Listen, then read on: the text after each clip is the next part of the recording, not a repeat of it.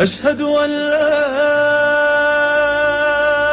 إله إلا الله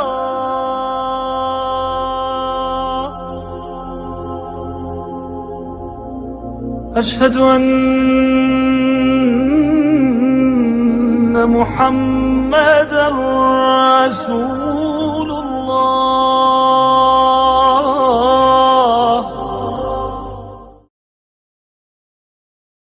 بسم اللہ الرحمن الرحیم شروع اللہ کے نام سے جو بڑا مہربان نہایت رحم والا ہے۔ In the name of Allah, the entirely merciful, the especially merciful. قد افلح المؤمنون بے شک ایمان والے رستگار ہوئے۔ Certainly will the believers have succeeded. الذين هم في صلاتهم خاشعون جو نماز میں عجز و نیاز کرتے ہیں۔ They who are during their prayer humbly submissive. والذين هم عن اللغو معرضون اور جو بیہودہ باتوں سے منہ موڑے رہتے ہیں۔ And they who turn away from ill speech. والذين هم للزكاة فاعلون اور جو زکوٰۃ ادا کرتے ہیں۔ And they who are observant of zakah. والذين هم لفروجهم حافظون اور جو اپنی شرمگاہوں کی حفاظت کرتے ہیں۔ And they who guard their private parts. إلا على أزواجهم أو ما ملكت أيمانهم فإنهم غير ملومين مگر اپنی بیویوں سے یا کنیزوں سے جو ان کی ملک ہوتی ہیں کہ ان سے مباشرت کرنے سے انہیں ملامت نہیں، Except from their wives or those their right hands possess, for indeed they will not be blamed. فمن ابتغى وراء ذلك فأولئك هم العادون اور جو ان کے سوا اوروں کے طالب ہوں وہ اللہ کی مقرر کی ہوئی حد سے نکل جانے والے ہیں۔ But whoever seeks beyond that, then those are the transgressors. والذين هم لأماناتهم وعهدهم راعون اور جو امانتوں اور اقراروں کو ملحوظ رکھتے ہیں۔ And they who are to their trusts and their promises attentive. والذين هم على صلواتهم يحافظون اور جو نمازوں کی پابندی کرتے ہیں۔ And they who carefully maintain their prayers. أولئك هم الوارثون یہی لوگ میراث حاصل کرنے والے ہیں۔ Those are the inheritors. الذين يرثون الفردوس هم فيها خالدون یعنی جو بہشت کی میراث حاصل کریں گے اور اس میں ہمیشہ رہیں گے۔ Who will inherit Al-Firdaus. They will abide therein eternally. وَلَقَدْ خَلَقْنَا الْإِنسَانَ مِنْ سُلَالَةٍ مِّن طِينٍ اور ہم نے انسان کو مٹی کے خلاصے سے پیدا کیا ہے۔ And certainly did we create man from an extract of clay. ثم جعلناه نطفة في قرار مكين پھر اس کو ایک مضبوط اور محفوظ جگہ میں نطفہ بنا کر رکھا۔ Then we placed him as a sperm drop in a firm lodging. ثم خلقنا النطفة علقة فخلقنا العلقة مضغة فخلقنا المضغة عظاما فكسونا العظام لحما ثم أنشأناه خلقا آخر فتبارك الله أحسن الخالقين. پھر نطفے کا لوتھڑا بنایا، پھر لوتھڑے کی بوٹی بنائی، پھر بوٹی کی ہڈیاں بنائیں، پھر ہڈیوں پر گوشت پوست چڑھایا، پھر اس کو نئی صورت میں بنا دیا، تو اللہ جو سب سے بہتر بنانے والا بڑا بابرکت ہے. Then we made the sperm drop into a clinging clot, and we made the clot into a lump of flesh, and we made from the lump bones, and we covered the bones with flesh. Then we developed him into another creation. So blessed is Allah, the best of creators. ثم إنكم بعد ذلك لميتون. پھر اس کے بعد تم مر جاتے ہو. Then indeed, after that you are to die. ثم إنكم يوم القيامة تبعثون. پھر قیامت کے روز اٹھا کھڑے کیے جاؤ گے. Then indeed you, on the day of resurrection, will be resurrected. وَلَقَدْ خَلَقْنَا فَوْقَكُمْ سَبْعَ طَرَائِقَ وَمَا كُنَّا عَنِ الْخَلْقِ غَافِلِينَ. اور ہم نے تمہارے اوپر کی جانب 7 آسمان پیدا کیے اور ہم خلقت سے غافل نہیں ہیں. And we have created above you 7 layered heavens, and never have we been of our creation unaware. وَأَنزَلْنَا مِنَ السَّمَاءِ مَاءً بِقَدَرٍ فَأَسْكَنَّاهُ فِي الْأَرْضِ وَإِنَّا عَلَى ذَهَابٍ بِهِ لَقَادِرُونَ. اور ہم نے آسمان سے ایک اندازے کے ساتھ پانی نازل کیا، پھر اس کو زمین میں ٹھہرا دیا، اور ہم اس کے نابود کر دینے پر بھی قادر ہیں. And we have sent down rain from the sky in a measured amount and settled it in the earth. And indeed, we are able to take it away. فَأَنشَأْنَا لَكُم بِهِ جَنَّاتٍ مِّن نَّخِيلٍ وَأَعْنَابٍ لَّكُمْ فِيهَا فَوَاكِهُ كَثِيرَةٌ وَمِنْهَا تَأْكُلُونَ. پھر ہم نے اس سے تمہارے لیے کھجوروں اور انگوروں کے باغ بنائے، ان میں تمہارے لیے بہت سے میوے پیدا ہوتے ہیں اور ان میں سے تم کھاتے ہو. And we brought forth for you thereby gardens of palm trees and grapevines, in which for you are abundant fruits, and from which you eat.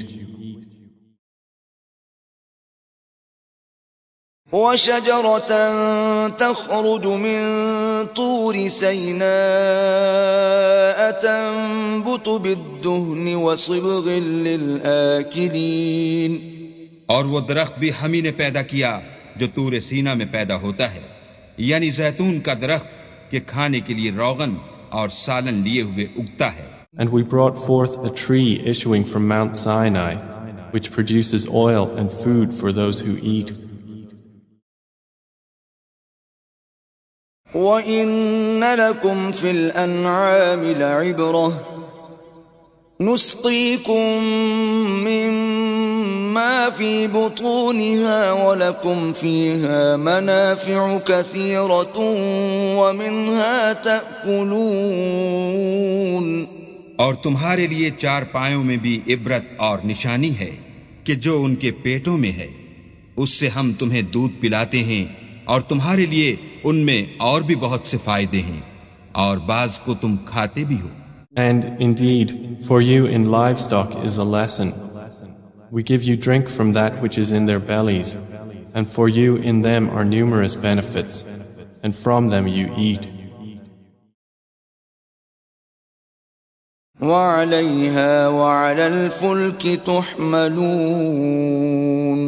اور ان پر اور کشتیوں پر تم سوار ہوتے ہو. And upon them and on ships you are carried.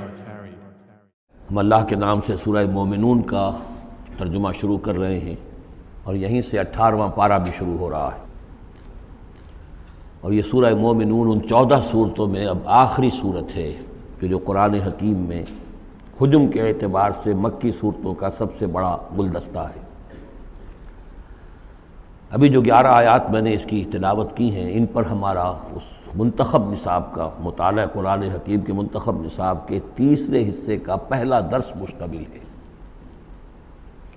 سورہ حج کا جو آخری رکوع تھا اس پر چوتھے حصے کا پہلا درس مشتمل ہے۔ اس کے نکات پھر ذہن میں تازہ کر لیجئے کہ سب سے پہلی بات توحید کا خلاصہ اور لب لباب یہ کہ اللہ ہی مقصود حقیقی، مطلوب اصلی، محبوب حقیقی بن جائے۔ پھر رسالت کہ حضور صلی اللہ علیہ وسلم کے دور تک یہ 2 لنکس پر مشتمل رہی ہے، ایک رسول ملک، ایک رسول بشر، لیکن اب یہ ایک تیسرے لنک کے طور پر امت مسلمہ، امت محمد صلی اللہ علیہ وسلم مستقل طور پر اس رسالت کی زنجیر میں، سنہری زنجیر میں، سلسلۃ الذہب میں اس کو ٹانک لیا گیا ہے، اس کو شامل کر لیا گیا ہے۔ یہی وجہ ہے کہ دیکھیے لفظ آیا تھا ان اللہ یستفی، اللہ یستفی من الملائکۃ رسلا ومن الناس، اور امت کے لیے آیا هو اجتباکم۔ استفاء اور اجتباء یہ بڑے قریب کے الفاظ ہیں، چنانچہ یہ دونوں الفاظ حضور کے لیے مستعمل ہیں، محمد مصطفیٰ، احمد مجتبیٰ۔ تو یہ اجتباء کا لفظ آیا امت کے لیے، هو اجتباکم۔ تیسری بات یہ نوٹ کرنے کے قابل ہے جو میں نے خود بھی کہا تھا کہ سورہ بقرہ کی آیت اور یہ آیت جس پر کہ یہ یہاں پر جو شہادت والی آیت آئی ہے، صرف یہ کہ ترتیب کا فرق ہے۔ بالکل یہی نسبت سورہ نساء اور سورہ مائدہ کی ان 2 آیتوں میں تھی۔ یا ایھا الذین آمنوا کونوا قوامین بالقسط شہداء للہ، یہ سورہ نساء میں، یا ایھا الذین آمنوا کونوا قوامین للہ شہداء بالقسط، یہ سورہ مائدہ میں۔ سورہ بقرہ میں ہم نے پڑھا لِتَكُونُوا شُهَدَاءَ عَلَى النَّاسِ وَيَكُونَ الرَّسُولُ عَلَيْكُمْ شَهِيدًا، یہاں ہم نے پڑھا لِيَكُونَ الرَّسُولُ شَهِيدًا عَلَيْكُمْ وَتَكُونُوا شُهَدَاءَ عَلَى النَّاسِ۔ یہ شہادت علی الناس کی ذمہ داری ہے امت مسلمہ کی، کہ جیسے رسولوں کی ذمہ داری تھی کہ جو دین ان تک پہنچا ہے اللہ نے اپنے فرشتے کے ذریعے سے اسے بلا کم و کاسٹ انسانوں تک پہنچا دیں، نہیں پہنچاتے خدا نہ خواستہ بالفرض تو گویا کہ خود وہ مجرم قرار پائیں گے۔ فَلَنَسْأَلَنَّ الَّذِينَ أُرْسِلَ إِلَيْهِمْ وَلَنَسْأَلَنَّ الْمُرْسَلِينَ، یہ سورہ اعراف کی آیت نمبر 6 ہم پڑھ چکے ہیں۔ اب یہی مرتبہ اور یہی مقام امت مسلمہ کو بحیثیت مجموعی حاصل ہے، یہ اس کی رسپانسبلٹی ہے، یہ جواب دہ ہے، اس کو کہنا ہوگا کھڑے ہو کر اللہ کی عدالت میں، اے اللہ تیرا دین جو تیرے نبی کے ذریعے سے ہم تک پہنچا تھا، ہم نے پوری نوع انسانی کو پہنچا دیا تھا، اور اگر نہیں تو امت مجرم ہے، اور اس کے مجرم ہونے ہی کا نتیجہ یہ ہے کہ آج ذلیل و خوار ہے۔ ضربت علیہم الذلۃ والمسکنۃ وباؤوا بغضب من اللہ، اس لیے کہ جو اجتماعی عذاب ہے وہ دنیا میں آتا ہے، آخرت میں انڈیویجول ہوگا۔ تم نے کیا کیا؟ میں اگر یہ کہہ سکوں اللہ میں نے اپنی پوری زندگی اسی کام میں لگا دی تھی، میں نے کوئی جائیداد نہیں بنائی، میں نے کوئی دنیا نہیں بنائی، میرے پاس جو بھی تو نے توانائی دی تھی، جو صلاحیت دی تھی، میں نے اسی کام میں لگائی ہے، میں سرخرو ہو جاؤں گا اللہ کے۔ آپ بھی یہ کہہ سکیں یا نہ کہہ سکیں یہ اب آپ کے سوچنے کی بات ہے، وہاں محاسبہ انڈیویجول ہوگا، تم نے کیا کیا۔ یہاں معاملہ ہو رہا ہے اجتماعی، امت بحیثیت مجموعی چونکہ مجرم ہے لہذا ذلیل ہے، خار ہے، ان کی کوئی حیثیت دنیا میں نہیں، کوئی عزت نہیں، کہ عزت نام تھا جس کا گئی تیمور کے گھر سے، یہ اس کا سبب ہے۔ اب آگے چلیے، یہ جو 11 آیات ہیں در حقیقت ہمارا جو تیسرا جو حصہ ہے اس منتخب نصاب کا وہ ہے اعمال صالحہ کی تفصیل، اور عمل صالح کی تفصیل میں ظاہر بات ہے کہ ایک تدریج ہے۔ سب سے پہلے فرد اچھے ہوں، افراد کی سیرت صحیح ہو، کردار صحیح ہو، تعمیر سیرت صحیح بنیادوں پر ہوئی ہو، اس سے آگے چل کر پھر ایک گھریلو زندگی وجود میں آئے گی، وہ کیسی ہو، عائلی زندگی کیسی ہو، پھر ایک معاشرہ وجود میں آئے گا، اس معاشرے کے کیا خد و خال ہونے چاہیے، سوشل ویلیوز کا کیا تصور ہے، سوشل ایونز کا کیا تصور ہے، پھر ایک ریاست وجود میں آئے گی۔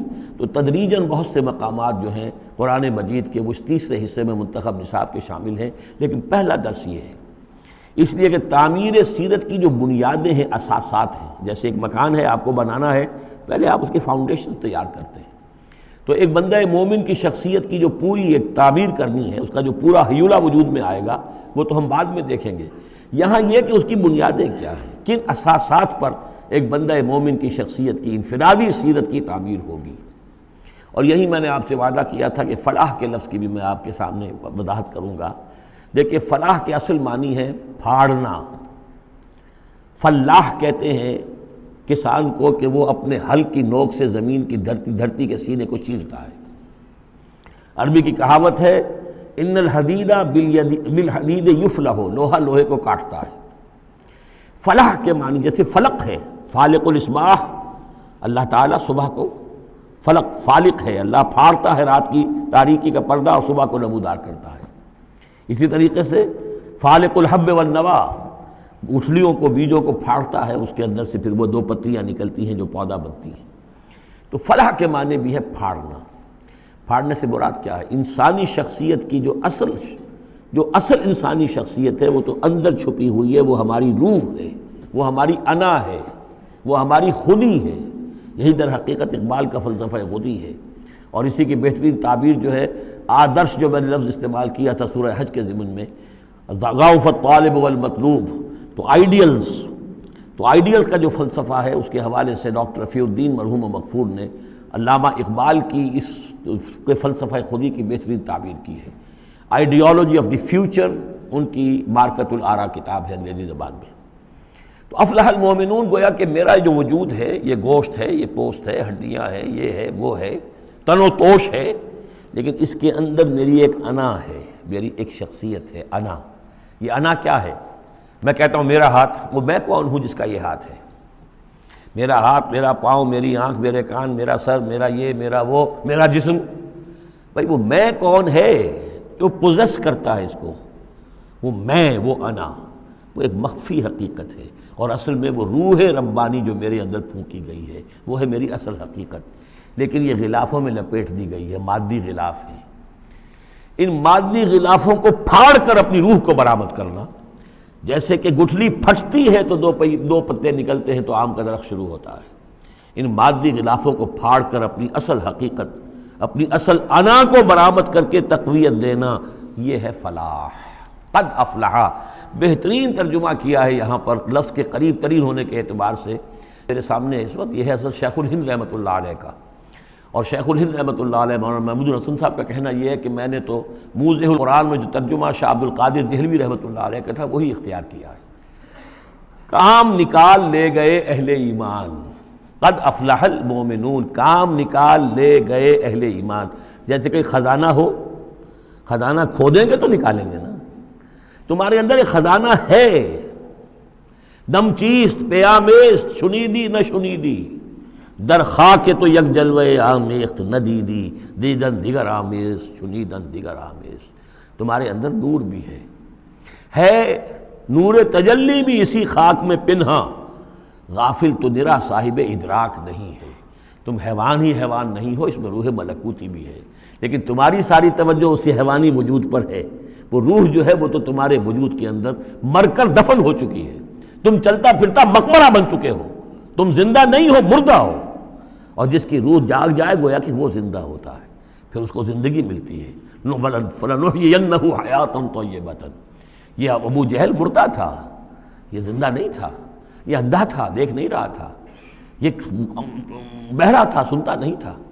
یہ جو حقائق ہے اس کو سمجھ لیجئے، اپنے وجود، اپنی اصل شخصیت، اپنی انا، اپنی خودی، اپنے سیلف، اس کی development of the self, development of the character, انسانی شخصیت کے لیے یہ ہے قد افلح، کھود نکالنا، خزانہ کھود نکالنا۔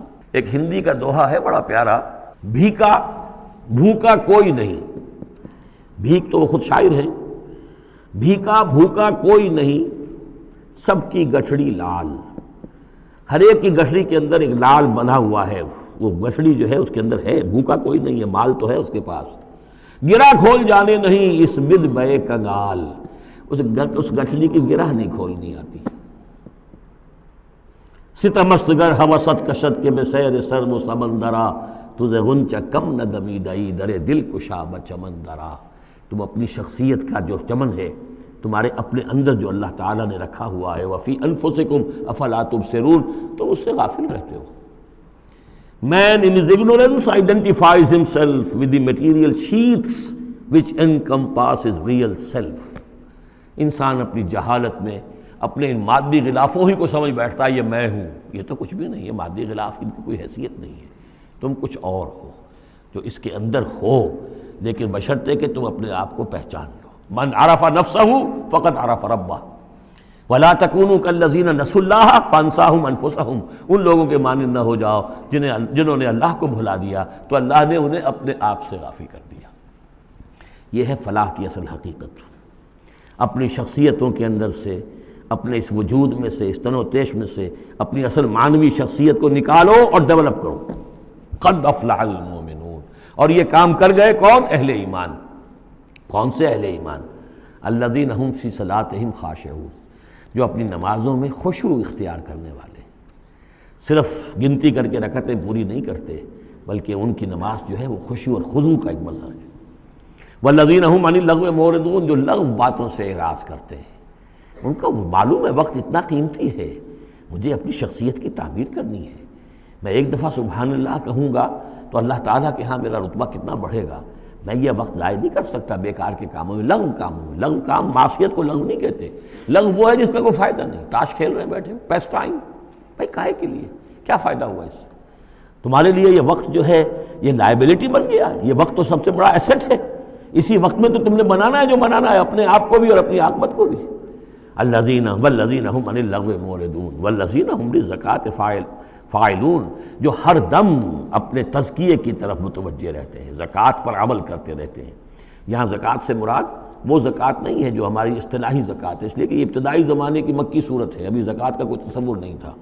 زکوٰۃ لغوی معنی میں اپنے تزکیے کی طرف ہمہ تن متوجہ رہتے ہیں. انہیں اپنے دامن کے داغ دھبے نظر آتے ہیں، ان کو دھونے کی ہر وقت کوشش کرتے ہیں. والذین هم لفروجہم حافظون، اور جو اپنی شرمگاہوں کی حفاظت کرتے ہیں، الا علی ازواجہم، سوائے اپنی بیویوں کے، یا او ما ملکت ایمانہم، یا ان کی لونیاں ہوں. فإنہم غیر ملومین، تو ایسے لوگوں کے اوپر کوئی ملامت نہیں ہے، یعنی وہ ان سے اپنی جو بھی جنسی تقاضا ہے پورا کر سکتے ہیں. یہ کوئی فی نفس ہی جو ہے، سیکس جو ہے فی نفس ہی ایول نہیں ہے، ایول اس کا غلط استعمال ہے. فمن ابتغى وراء ذلك، تو جو کوئی بھی اس سے آگے چاہے گا، جو بھی حلال راستے ہیں اس سے ہٹ کر، فاولئک هم العادون، تو وہی لوگ ہیں کہ جو حد سے بڑھ جانے والے ہیں. والذین هم لاماناتهم وعهدهم راعون، اور وہ لوگ کہ جو اپنی امانتوں اور عہد کی پوری حفاظت کرنے والے ہیں. والذین هم علی صلواتهم یحافظون، یہ نقطہ خاص طور پر نوٹ کرنے کے قابل ہے. نماز سے شروع کیا تھا، نماز پر ختم کیا ہے. شروع کیا تھا؟ قد افلح المؤمنون الذین هم فی صلاتہم خاشعون. نماز کی جو باطنی کیفیت ہے اس کی طرف اشارہ کیا شروع میں، اور نماز کا نظام والذین هم علی صلواتہم یحافظون، جو اپنی نمازوں کی پوری محافظت کرتے ہیں، مداومت کرتے ہیں.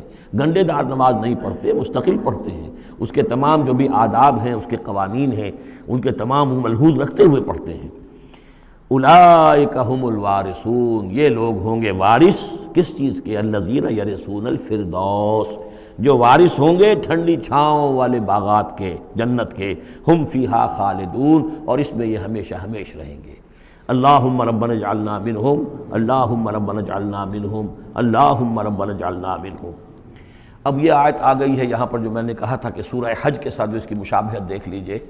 پہلے رکوع میں وہ مضمون جو آیا تھا، یہاں یہ زیادہ نکھر کر اور زیادہ ایک یوں سمجھیے کہ جامعیت کے ساتھ آیا ہے. وَلَقَدْ خَلَقْنَا الْإِنسَانَ مِنْ صُلَالَةٍ مِّن طِينٍ، ہم نے پیدا کیا انسان کو مٹی کے خلاصے سے. سلالہ کہتے ہیں کسی چیز کا کشید کر لینا جو اس کا جو اصل جوہر ہو. سلہ، کسی نے اگر نکالی اپنی تلوار جو ہے میان میں سے گھسیٹ لی، اسے سلہ کہتے ہیں. تو تلوار مسلول وہ ہے کہ جو تلوار ننگی ہے، جو اپنے نیام سے باہر آ گئی. تو یہ سلالہ زمین کی مٹی سے کشید کی ہوئی چیز، یہ جوہر جو ہے مٹی کا، انسان کی تخلیق کا آغاز اس سے ہوتا ہے. جو میں نے کہا تھا کہ نطفہ جو بنتا ہے باپ کے جسم میں، کہاں سے بنتا ہے؟ یہی غذا ہے، مٹی سے آ رہی ہے، چاہے اناج ہے، چاہے گوشت ہے، پروٹین ہے، کچھ ہے، یہی سے زمین ہے. تو اسی سے تو نطفہ بنا تھا نا، جس سے کہ جا کر پھر وہ رحم مادر کے اندر جا کر وہ بیج کی طریقے پر ایک جگہ دفن ہو جائے گا. تو وہ کہاں سے آیا؟ من صلالۃ من طین. یا تو یوں کہیے کہ آدم کی تخلیق سے تذکرہ ہو رہا ہے، لیکن میرے نزدیک جو تعبیر میں کر رہا ہوں وہ زیادہ صحیح ہے کہ یہ ہر انسان کی تخلیق کا بھی آغاز جو ہو رہا ہے، اس نطفے کا بھی کہ جو اس کا نقطہ آغاز ہے، وہ بھی کہاں سے ہے؟ سلالۃ من طین، زمین اور گارے ہی اور مٹی ہی کے یہ جوہر ہیں جو کشید کر کے جسم میں گئے ہیں، اور اس سے باپ کے جسم میں وہ نطفہ جو ہے بنا ہے۔ ثم جعلناہ نطفۃ فی قرار مکین، پھر ہم نے اسے ایک بوند کی شکل میں ٹپکایا ایک ایسی جگہ پر جو بڑی مضبوط ہے، بڑی جمے ہوئے ٹھکانے میں۔ یوٹرس جو ہے، رحم جو ہے، یہ بہت مضبوط ایک آرگن ہے، اس کی دیوار جو ہے وہ بہت مضبوط ہے، اس کے اندر جا کر وہ بیج کی طرح پر دفن ہوتا ہے۔ فرٹیلائزڈ اووم جو ہے وہ سب سے پہلے جا کر اس کے اندر دفن ہو جاتا ہے، اس کی دیوار کے اندر ایمبیڈڈ، جیسے کہ بیج زمین کے اندر جاتا ہے اور وہ زمین کے اندر چھپ جاتا ہے۔ ثم خلقنا النطفۃ علقۃ، میں نے عرض کیا تھا کہ علقہ کا ترجمہ یہ بالکل غلط ہے جو ہوتا آیا ہے، اور اس کی وجہ یہ ہے کہ اصل میں جو ہماری جو بھی معلومات تھیں وہ ظاہر بات ہے مشاہدے کی بنا پر ہی تھیں، ابھی نہ تو کوئی ڈسیکشن تھی اور نہ کوئی ابھی مائکروسکوپ تھی کہ ان چیزوں کو سمجھا جا سکتا۔ تو چونکہ جب بھی کبھی کوئی فرض کیجئے کسی کا کوئی حمل ہے ابتدائی، وہ گر گیا ہے، تو نکلتا کیا تھا وہاں سے؟ جمے ہوئے خون کے لوتھڑے نکلتے ہیں۔ تو یہ سمجھا گیا کہ یہ جو پہلی شکل ہوتی ہے انسان کی جو وجود ہوتی ہے وہ رحم کے اندر یوٹرس میں، وہ جمع ہوا خون کا لوتھڑا۔ تو ترجمہ ہمیشہ یہ کیا گیا علقہ کا کہ جمے ہوئے خون کی پھٹک سے اور جمے ہوئے خون کے لوتھڑے سے، حالانکہ عین لام قاف کا کیا تعلق خون کے ساتھ ہے؟ اس سے لفظ معلق بنا ہے، متعلق بنا ہے، تعلق بنا ہے، علاقہ بنا ہے، یہ تو لفظ جو ہے اس کے معنی کیا ہیں؟ تو اب معلوم ہوا ہے ہمیں کہ صحیح مفہوم کیا ہے، کہ جب پہلے تو وہ امبیڈ ہو جاتا ہے، وہ جو نطفہ ہے ماں کے رحم کی دیوار میں، پھر وہ اس سے نکل کر لٹکنے لگتا ہے اس کے ساتھ، دیوار کے ساتھ، جیسے کہ کوئی یہ جو ہوتی ہیں لیچز کہلاتی ہیں، کیا جونک، جیسے جونک جو ہے کسی کے ساتھ چمٹ جائے اور پھر وہ لٹکی ہوئی ہو، تو جونک کی طریقے سے وہ پھر رحم مادر کی دیوار کے ساتھ لٹک گیا، معلق ہے۔ اب یہ علقہ ہے، پھر اس علقہ سے فخلقنا العلقۃ مضغۃ، اس علقہ کو ہم ایک لوتھڑے کی شکل دیتے ہیں۔ یہ وہ جو میں نے جو کیتھل مور سے آپ کا حوالہ دیا تھا میں نے ابتدائی اپنے خطاب میں، اس نے کہا ہے واقعتاً گوشت کا ایک لوتھڑا لے کر اپنے منہ میں رکھا، تھوڑا سا کچا سا گوشت، اور پھر اسے تھوڑا سا چبایا دانت سے، اور پھر نکال کے دکھایا کہ جو شکل میرے دانتوں کی جو شکل بن گئی ہے اس پر بعین ہی یہی شکل ہوتی ہے انسان کے اندر ابتدائی ایمبریو کی، اسی طرح کے نشان پڑے ہوتے ہیں۔ تو گویا کہ یہ مضغہ جو ہے وہ وہی ہے، گوشت کا لوتھڑا کچھ نیم چبایا ہوا سا۔ فخلقنا المضغۃ عظاما، پھر ہم اسی مضغے کے اندر ہڈیاں بنا دیتے ہیں۔ فکسونا العظام لحما، اور پھر ہڈیوں کو ہم گوشت چڑھا دیتے ہیں۔ ثم انشأناہ خلقا آخر، پھر ہم اسے اٹھاتے ہیں ایک دوسرے ہی اٹھان پر۔ یہ ہے اصل میں قیامت کا حصہ جو ہے اس آیت کا، جس کو بہت کم لوگوں نے سمجھا ہے۔ واقعہ یہ قرآن کا یہ اعجاز ہے، جب تک یہ چیزیں ابھی واضح نہیں تھیں لوگ گزر جاتے تھے، اور یہ کہ عام آدمی اب بھی گزر جائے گا، لیکن یہ کہ جب بات واضح ہوتی ہے تو معلوم ہوتا ہے کہ یہاں تو قیامت مضمر ہے۔ امام راضی جو ہے رک گئے ہیں سورہ حدید کی اس آیت پر آ کر، هو الاول والآخر والظاہر والباطن اعلم ان هذا المقام مقام غامض عمیق محیب۔ اور اس دور کے کئی مفسرین قرآن کو میں نے دیکھا وہ وہاں سے ایسے گزر جاتے ہیں کہ جیسے وہاں کچھ ہے ہی نہیں۔ تو یہ اصل میں دیکھنے والی آنکھ سے متعلق ہے۔ اب یہاں غور کیجئے، یہاں فا اور ثم کا فرق دیکھیے۔ لقد خلقنا الانسان من سلالۃ من طین کے بعد آیا ثم۔ ثم سے جو وقفے آ رہے ہیں وہ پورے دور کے ہیں۔ اب وہ مٹی کا سلالہ جو ہے اس سے نطفہ بننا ایک مکمل دور ہے۔ ثم جعلناہ نطفۃ فی قرار مکین، پھر ہم نے اسے ایک بڑے مضبوط مکان کے اندر ایک بیج کی شکل کے اندر دفن کیا، یہ دوسرا دور ہے۔ ثم خلقنا، لیکن اس ثم کے بعد کتنے فا آ گئے ہیں۔ ثم خلقنا النطفۃ علقۃ فخلقنا العلقۃ مضغۃ فخلقنا المضغۃ عظاما فکسونا العظام لحما، 4 فا آ گئے۔ پھر آیا ثم انشأناہ خلقا آخر، ایک بالکل نیا مرحلہ ہے یہ، اور اس کی تشریح جو حدیث میں آئی حضرت عبداللہ بن مسعود رضی اللہ تعالیٰ عنہ سے، جب یہ 40 دن نطفہ، 40 دن علقہ، 40 دن مضغہ، جب 120 دن ہو جاتے ہیں، 4 مہینہ، اللہ تعالیٰ فرشتے کو بھیجتا ہے، اور وہ کولڈ سٹوریج جہاں اس کی روح تھی ابھی، وہاں سے اس روح کو لاتا ہے اور اس میں شامل کر دیتا ہے۔ اب یہ کچھ اور شے بن گئی۔ اب تک یہ صرف ایک حیوان تھا، انسان نہیں تھا۔ اب وہ حیوان انسان کے ساتھ وہ روحانی وجود انسان جو ہے جب لا کر شامل کر دیا گیا، ثم ينفخ فیہ الروح، لیکن اس حدیث کو بھی لوگوں نے سمجھا روح سے مراد جان ہے، حالانکہ ہمیں معلوم ہے کہ یہ جو 4 مہینے ہے تو کیا بے جان تھا وہ؟ معاذ اللہ، وہ تو جو مرد کا سپرمیٹوزوون ہے وہ بھی زندہ ہے، لیونگ ہے، ماں کا جو اووم ہے وہ بھی زندہ ہے، زائگوٹ ہے وہ بھی زندہ ہے، مردے کا تو سوال ہی نہیں۔ تو در حقیقت یہ زندہ تو یہ سب ہے، لیکن اس کے بعد اس میں جو روح پھونکی گئی، پہلے وہ صرف حیوان تھا، اب وہ انسان بنا۔ یہ ہے ثم انشأناہ خلقا آخر، پھر ہم نے اٹھایا اسے ایک اور ہی تخلیق پر۔ فتبارک اللہ احسن الخالقین، بڑا بابرکت ہے اللہ تمام تخلیق کرنے والوں میں بہترین تخلیق کرنے والا۔ ثم انکم بعد ذلک لمیتون، پھر تم اس کے بعد پھر تمہارے اوپر موت وارد ہوگی، ایک نیا دور آئے گا تمہارا۔ ثم انکم یوم القیامت تبعثون، پھر تم قیامت کے دن دوبارہ اٹھا لیے جاؤ گے۔ یہ ہے گویا کہ حیات انسانی کے مختلف مراحل کی بہترین اور جامع ترین اس موضوع پر یہ جو ہے جگہ، یہ سروۂ سلام ہے قرآن مجید کا۔ وَلَقَدْ خَلَقْنَا فَوْقَكُمْ سَبْعَ طَرَائِقَ، اب وہی مضامین جو مکی صورتوں کے ہیں، اور ہم نے تمہارے اوپر 7 راستے بنائے ہیں۔ اب یہ 7 آسمان مراد ہیں یا کوئی اور شے مراد ہے، واللہ عالم، آیات متشابہات میں سے ہوگی، جب تک کہ اس کی حقیقت مزید ہم پر منکشف نہ ہو جائے۔ وَمَا كُنَّا عَنِ الْخَلْقِ غَافِلِينَ، اور ہم اپنی مخلوقات سے غافل نہیں ہیں، ایسا نہیں ہے کہ ہم بے خبر ہو جائیں۔ وَأَنزَلْنَا مِنَ السَّمَاءِ مَاءً بِقَدَرٍ، اور ہم نے آسمان سے اتارا پانی ایک اندازے کے مطابق، ذرا اندازے سے زیادہ ہو جائے تو سیلاب ہی سیلاب ہو، ساری موت واقع ہو جائے، اندازے سے ہوتا ہے۔ فَأَسْكَنَّاهُ فِي الْأَرْضِ، تو پھر ہم نے اس کو ٹھہرا دیا زمین میں۔ وَإِنَّا عَلَىٰ ذَهَابٍ بِهِ لَقَادِرُونَ، اور ہم اسے لے جانے پر بھی قادر ہیں، جب چاہیں گے یہ سارا پانی لے جائیں گے، تمہارے لیے حیات کے لیے کوئی بنیاد نہیں رہے گی۔ فَأَنشَأْنَا لَكُمْ بِهِ، اس پانی کے ذریعے سے ہم نے پیدا کر دیے تمہارے لیے جنات، باغات، من نخیل، کھجور کے، وعناب، اور انگوروں کے، لکم فیہا فواکہ کثیرۃ، اس میں تمہارے لیے بہت سے میوے بھی ہیں، ومنہا تاکلون، اور اس میں سے بعض تمہارے لیے غذا کا کام دیتے ہیں۔ وشجرۃ تخرج من طور سینا، اور وہ درخت بھی ہم نے بنایا جو طور سینا پہاڑ سے نکلتا ہے۔ عام طور پر یہ جو درخت ہے اس کا جو زیتون کا، وہ پہاڑی علاقوں میں ہوتا ہے۔ وشجرۃ تخرج من طور سینا تنبت بالدہن، وہ تیل لے کر اگتا ہے، یعنی اس کا جو پھل ہے زیتون، اس کے اندر تیل ہے، اولیو آئل ہے۔ تنبت من دہن وصبغ للآکلین، اور وہ کھانے والوں کے لیے سالن کا کام دیتا ہے۔ بہت بڑے علاقے کے اندر اصل شے یہی ہے، بس روٹی، اور روٹی کو بھگو لیا اس کے اندر کھا لیا۔ وَإِنَّ لَكُمْ فِي الْأَنْعَامِ لَعِبْرَةً، اور تمہارے لیے ان چوپایوں میں بھی بڑا سبق کا سامان ہے، عبرت کا سامان ہے، اگر سمجھنا چاہو تو اسی میں تمہارے لیے ہدایت کے لیے نشانیاں ہیں۔ نُسْقِيكُم مِّمَّا فِي بُطُونِهَا، پلاتے ہیں ہم تمہیں ان کے پیٹوں میں جو کچھ ہے اس سے۔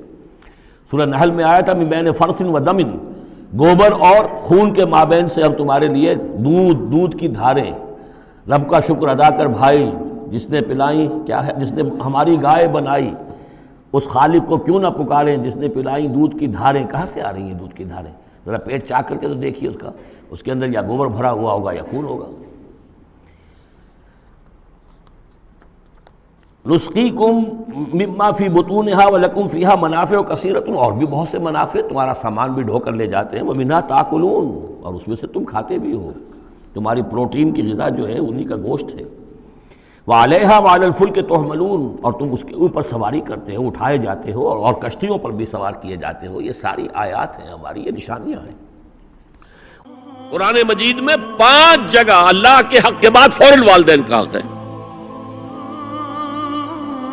وَقَضَىٰ رَبُّكَ أَلَّا تَعْبُدُوا إِلَّا إِيَّاهُ وَبِالْوَالِدَيْنِ إِحْسَانًا، تیرے رب نے فیصلہ کر دیا ہے کہ اس کے سوا کسی کی بندگی نہیں کرو گے، اور والدین کے ساتھ نیک سلوک کرو گے۔ اللہ کے حکم کے بعد، اللہ کے حق کے بعد والدین کا حق ہے۔